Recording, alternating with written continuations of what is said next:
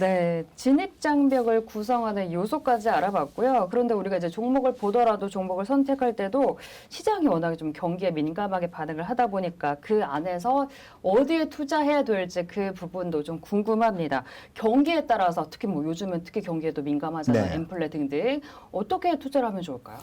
일단 이제 우리가 최근에는 주식뿐만 아니고 대체 투자를 좀 많이 하잖아요. 그렇죠. 그래서 어떤 아이디어를 가지고 접근해야 되는지는 피터 오펜하이머라고 하는 사람이 투자의 시계, 그러니까 인베스트먼트 클락이라고 하는 것을 이제 제시를 했어요. 투자의 시계. 네, 원래 이제 있던 곳은 HSBC, 저기 홍콩상해은행. 네. 홍상이었었는데 네. 이 사람이 이제 원래 외국 사람들 많이 옮겨 다니거든요. 그쵸. 멜린치로 갔던 모양이에요. 그러니까 제가 처음에 그 보고서를 보고는 홍상에 있을 때 걸 봤는데 최근에 책에 나온 거 보니까 이제 멜린치의 이제 오펜하이머 이렇게 나오더라고요. 뭐 그건 상관이 없는 것이고. 네. 피터 오펜하이머 같은 경우에는 이제 두 가지 지표를 봤습니다. 하나는 뭐냐면 실제 나오는 지표고 다른 하나는 시장이 하는 기대예요. 기대. 그러면서 이제 시계를 만들었는데 이 시계가 24시간짜리입니다. 그래서 이제 시간을 잘라서 보면은 12시부터 새벽 3시. 새벽 3시는 어찌됐든 간에 날씨는 깜깜하더라도 일단 새날이 밝았잖아요. 그러니까 사람들이 새날에 대한 기대는 있는 거예요. 하지만 지표는 안 좋아요. 네. 이게 이제 이 회복기고 이때 이제 주식에 투자를 해야 되는 거예요. 주식은 그래서 실제로 경제 지표가 좋아지지는 않지만 사람들이 기대가 넘쳐날 때 이때 투자를 하는 것이고 오후 3시를 지나면 뭐 계절에 따라 다르지만 대체로 동이 틉니다. 네. 그러면 이제 희뿌옇게 이제 날이 밝아오죠. 그리고 이제 오후 6시까지 해가 떠 있는 거예요. 그럼 사람들은 활동을 하니까 네. 기대도 좋고 지표도 좋아요. 이럴 때는 실물 자산에 투자를 하는 겁니다. 근데 이제 실물 자산 그러니까 여러분들이 딱 와닿는 게 없을 것 같아서 제가 이제 부동산 이렇게 적어놓긴 했는데 그거 말고도 뭐 저기 굴이라든지 금이라든지 원유라든지 네. 이런 데 저기 투자를 하셔도 되고 그다음에 이제 오후 6시를 지나가게 되면 이제 퇴근을 해야 되잖아요. 네. 그러면 이제 그래도 아직까지도 저기 햇볕은 남아 있는 거예요. 그러니까 지표는 여전히 좋지만 기대는 이제 집으로 가니까 나빠지는 거죠. 네, 네. 이럴 때는 현금을 보여야 됩니다. 현금. 예. 그리고 이제 밤 9시 지나면 요즘에 이제 이 저녁 뉴스를 일찍 하지만 네. 9시 뉴스 보고 나면 이제 이부자리 깔아야 되잖아요. 그죠? 이때는 이제 기대도 나쁘고 지표도 나빠요. 이럴 때는 채권에 투자하는 거죠. 그래서 이제 시기에 따라서 어떻게 저기 투자를 해야 되는지 하는 것을 이제 피터 오펜하이머가 이제 이야기해 주고 있는 것이 네. 그거고 생각보다 요거를 아는 사람들이 별로 없어요. 그리고 지금 이렇게 보다 보면 지금은 과연 어디쯤 와 있을까 이런 생각도 들거든요. 각자의 다르죠. 각자의 판단에 따라서 다르죠. 이제는 분명히 기대가 저기 사그라드는 거 맞을 것 같아요. 왜냐하면 지금 이제 중앙은행이 돈을 거둬들이고 네. 있고 하지만 여전히 이제 지표들은 잘 나오고 있어요. 뭐 인플레이션 지표도 그렇고 또 고용 지표도 그렇고 그렇다면 지금 정도는 현금 비중을 조금 그러네요. 푸트액에 와 있고 현금을 보유해야 되는 그렇죠. 오후 6시부터 9시 사이. 그렇게 저는 보고 있는데 네. 또 생각이 다른 사람들도 있어요. 왜냐하면 이제 지구 반대편에 사는 사람들도 있으니까. 네. 예. 그렇군요. 지금 이제 오펜하이머의 투자 시계를 한번 살펴봤고요. 그리고 지금 이 그래프 이건 뭔가요? 이건 이제 그렇다면 이제 이건 큰 틀에서 자산을 어떻게 배분할 것인가 하는 것이고, 네. 요 그림은 이제 1990년에 일본 니꼬증권의 우라카미 구니오라고 하는 이제 애널리스트가 있었어요. 네. 이 사람이 이제 주식 시장을 분석하는 틀을 만들어 놨습니다. 그래서 이게 증시의 4계절, 이거 아마 우리나라에도 1993년에 책이 나와가지고 지금도 저기 책방에 꽂혀 있는 걸로 제가 알고 있는데 그 출판사한테는 좀 미안한 얘기지만 뭐 제가 이야기하는 것만 들으셔도 크게 문제는 없어요. 자, 경기 회복기가 되면은 이분의 이야기는 이제 세 가지 지표를 보는데 첫 번째가 금리, 두 번째가 기업의 실적, 그리고 세 번째가 이제 주가 이렇게 돼 있어요. 그래서 이제 이 경기라고 하는 것은 회복기, 화랑기, 쇠퇴기, 침체기를 이제 계속해서 순환하는 이런 이제 모습을 보이는데 그때 이제 그 지표들이 있습니다. 경기 회복기에 금리가 급격히 내려옵니다. 왜냐하면 경기를 살려야 되니까 완화적인 그 통화 정책을 한단 말이에요. 하지만 이때 기업의 실적은 여전히 좋지 않아요. 네. 근데 이때 주가가 폭등을 하게 됩니다. 왜냐하면 이 금리 상품에 들어가 있던 돈들이 이제 기대 수익률이 너무 낮아진 거예요. 네. 그러면 이제 그 경기가 침체기를 지나면서 주가가 많이 떨어져 있으니까 이때 돈이 들어오거든요. 우리 동학개미 운동이 있었을 때도 보셨지만 하루에 돈 들어올 때 조 단위로 들어옵니다. 네, 네. 조 단위로 들어오는데 이 돈들이 중소형주를 살 수 없어요. 왜냐하면 중소형주를 사게 되면 가격을 계속 올려야 되거든요. 네. 이걸 이제 시장 충격 비용이라고 합니다. 더 비싸게 사든지 더 싸게 팔아야 되는 거. 시장 충격 비용을 줄이면서 마음대로 이 주식을 모을 수 있는 건 업종 대표주예요. 네. 그러니까 돈들이 들어올 때는 기본적으로 시가총액 1위부터 30위 사이. 예, 뭐 제일 그 좋은 거는 그냥 삼성전자, SK 하이닉스 뭐 이런 걸 이제 사야지만 수익이 나는 거죠. 예, 그러니까 이제 우리나라 종합주가지수처럼 시가총액식으로 되어 있는 지수들은 막 올라갈 수밖에 없는 네, 네. 그런 상황이 오는 거죠. 그래서 돈들이 밀려 들어와서 주가가 올라간다 해서 경기 회복기는 금융 장세라고 부릅니다. 그리고 이제 금융 장세를 지나가게 되면 실제로 그 금리가 내려와 있었죠. 네. 그러다 보니까 기업의 투자가 되게 활성화되면서 기업들의 실적이 좋아지기 시작해요. 경기 환한기로 넘어가게 됩니다. 이제 그림으로 보면 이제 두 번째 단계죠.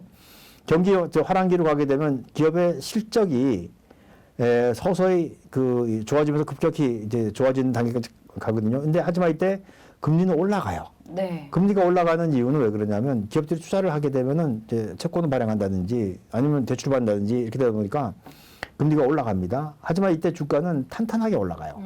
급등하는 것이 아니고 이제 아주 완만한 속도로 탄탄하게 올라가는데 이때 실적 장세가 이 눈에 보이기 시작하면 이제 두 단계로 투자를 하셔야 돼요. 순서를 바꾸시면 안 되고 네. 첫 번째는 소재 산업. 소재 산업이라고 하는 것은 기업들이 이제 만들어내는 제품들 중에서 산업의 기초가 되는 게 있죠. 예를 들면 석유, 화학, 철강. 그다음에 또 최근에 이제 가장 기초되는 게 뭐 반도체 이런 것들이 있을 수 있잖아요. 이렇게 이 소재 관련주에 먼저 투자를 하고 그다음에 이제 경기가 좋아지기 더 좋아지면 또 완성품, 경기 소비재죠.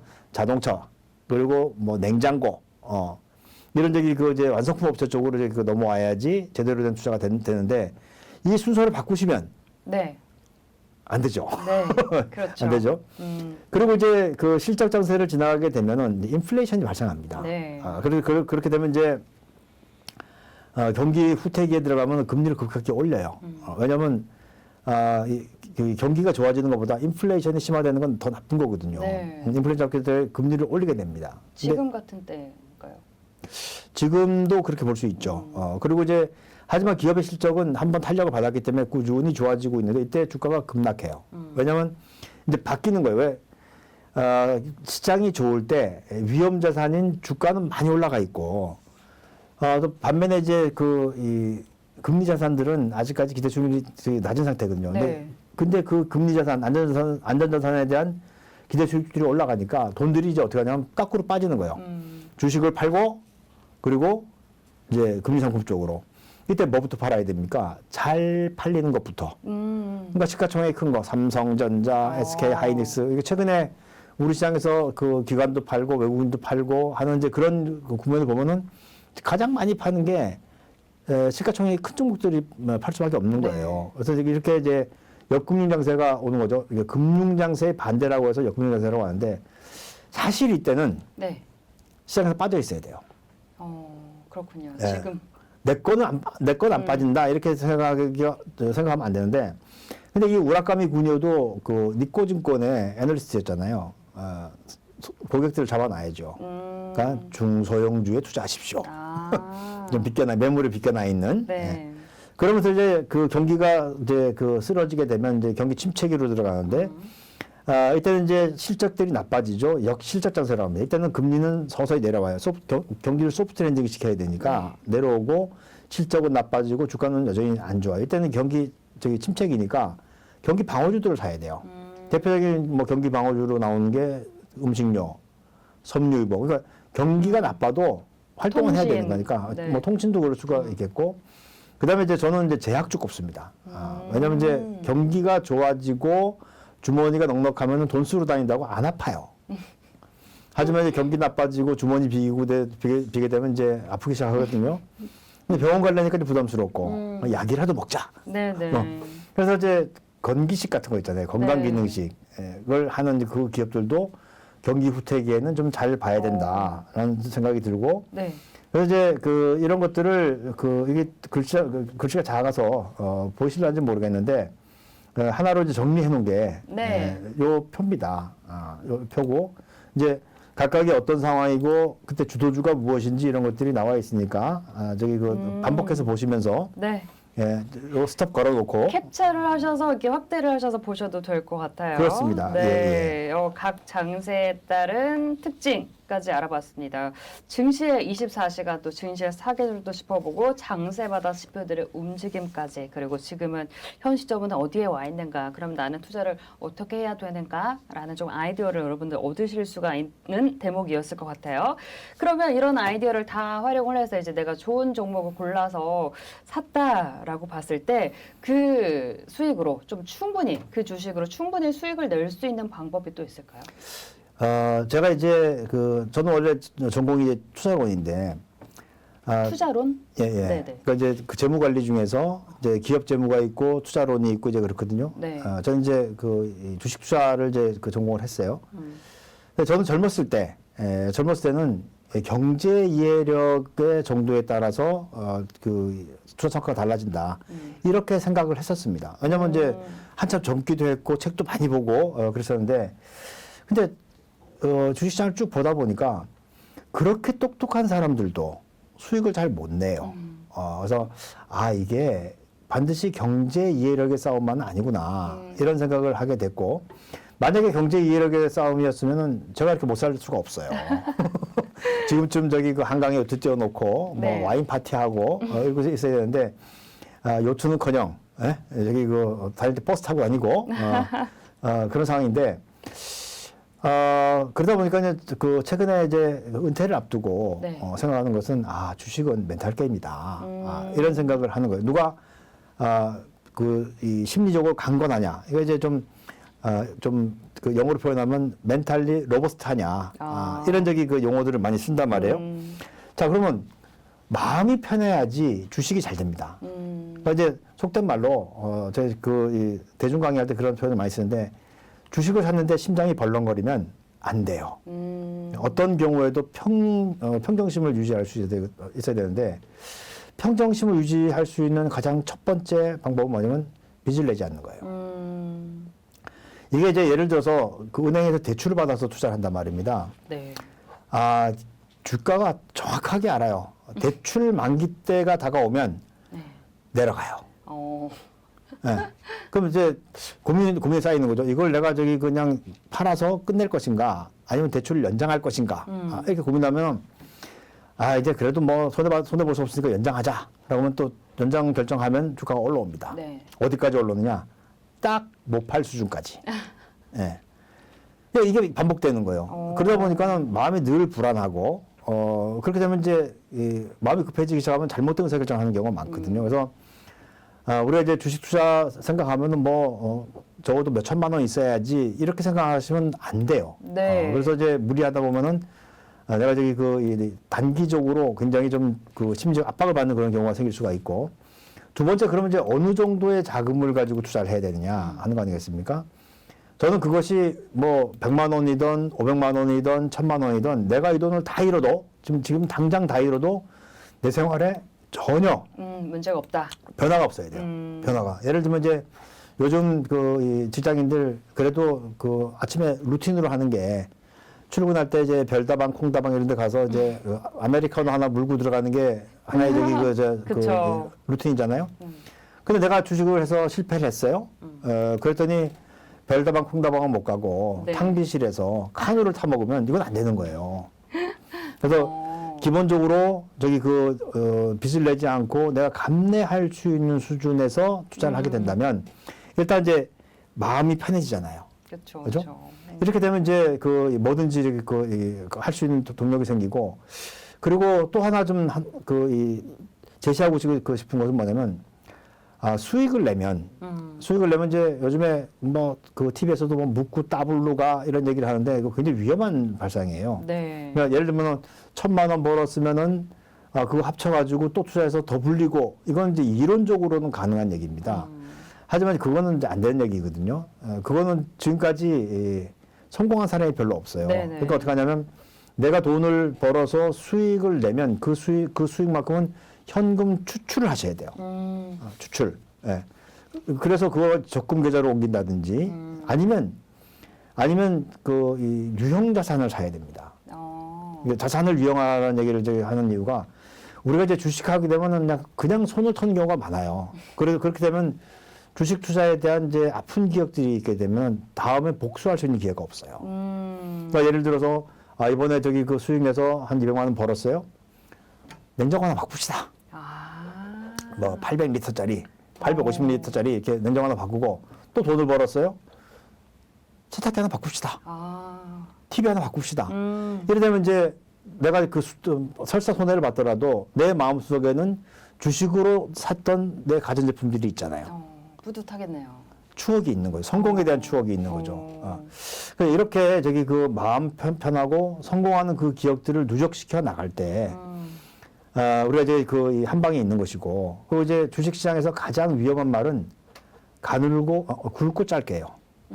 굵고 짧게. 예. 이거는 주식시장 절대 통하지 않는 얘기입니다. 네, 네. 그래서 가늘고 길게. 예, 가늘고 이게 뭐 그런 얘기를 많이 하잖아요. 뭐 벽에 뭐 할 때까지. 예. 이렇게 길게 갔을 때 우리 여러분들도 아시겠지만 요즘엔 텀이 좀 짧아지긴 했는데 적어도 아주 길어도 10년에 한 번은 큰 장이 옵니다. 큰 장이 와요. 사이클상. 예, 예. 네. 그러니까 뭐 그게 7년일 수도 있고 10년일 수도 있고 한데 내가 그때 돈을 가지고 버티고 있어야지 그 장이 편승할 수 있는 거예요. 그렇지 않고 주가가 올라간 다음에 따라 들어가게 되면 계속해서 이제 그 꼭지를 잡게 되는 네. 이런 일이 벌어질 수 있으니까 마음 편하게 그리고 주식은 독점 기업. 네. 예. 이런 것들만 딱 기억하고 하셔도 주식 투자에서 크게 낭패를 본 일이 없을 것이다 네. 생각이 듭니다. 네, 마음 편하게 주식 투자를 어떻게 할 수 있는지 그리고 좋은 종목을 고르는 법 그리고 그 종목으로 수익을 극대화하는 방법까지 한번 들어봤습니다. 성공에 대한 추억을 쌓자 그리고 가늘고 길게 투자하는 거다. 정말 좋은 말씀 많이 해주신 것 같아요. 좀 편하게 투자하시고 성공에 대한 추억을 쌓으시려면 저희 한국증권TV와 함께 하시면서 또 매일 아침 8시에 라이브로도 함께 개장까지 방송 보시면서 소통하시면서 투자 습관 잘 길러보시면 성공에 대한 추억을 쌓을 수 있지 않을까 생각을 해봅니다.